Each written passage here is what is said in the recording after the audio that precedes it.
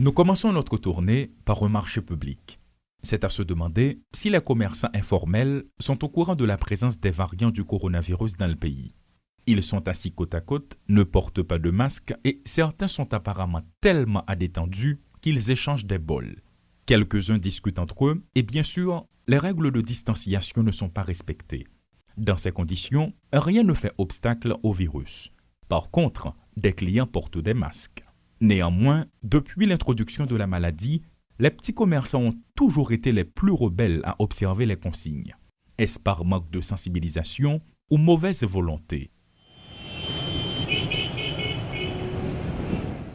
À présent, nous observons le comportement des écoliers rencontrés dans l'enceinte de leurs établissements scolaires. Visiblement, qu'il s'agisse des professeurs ou des jeunes, ils sont loin de respecter les mesures barrières. En salle de classe, quelques-uns se protègent, mais la plupart sont réticents. Difficile pour un enseignant de porter son masque et de donner en même temps un cours pendant 2 heures. Alors, ils ne portent leur protection que quand ils doivent se rendre à la direction. On est bien loin dans ce cas d'un respect strict des consignes.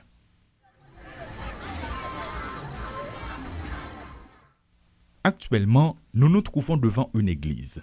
Personne ne porte de masque, aucun lavage des mains obligatoire, les micros ne sont pas protégés alors que plusieurs personnes prennent la parole tour à tour.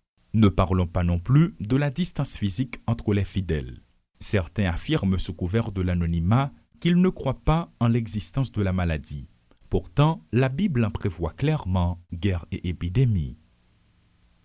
Dans le secteur du transport en commun, le tableau attire l'attention. Les tap-tap sont remplis comme à l'ordinaire. Même constat du côté des bus et le plus inquiétant, diraient certains, une personne sur 15 ou 20 porte un masque. Certains parlent de la situation du pays ou d'un match de foot sans se préoccuper de se protéger. Les chauffeurs n'ont même pas de liquide hydroalcoolique pour se désinfecter après avoir touché la recette. Encore un facteur de propagation totalement négligé. Dans le cadre de ce périple, nous avons pu constater que bon nombre de citoyens qui vaquent à leurs occupations ne portent pas de masque.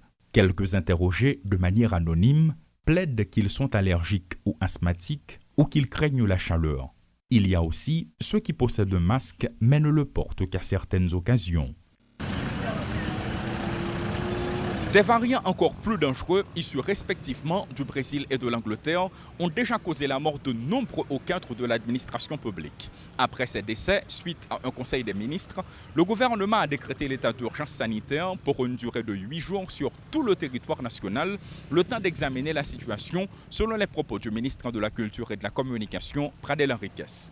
Quelques heures après le tweet du président contesté par une frange de la population, la vie continue comme si de rien n'était dans un contexte où de nombreux centres hospitaliers commencent à crier au secours parce qu'ils n'ont plus de place. Les cas augmentent, la situation est alarmante et les citoyens estiment jusqu'à présent, sous couvert de l'anonymat, que la maladie est d'ordre politique. Paul Léel et Rudolf Pierre-Louis pour Télémétropole.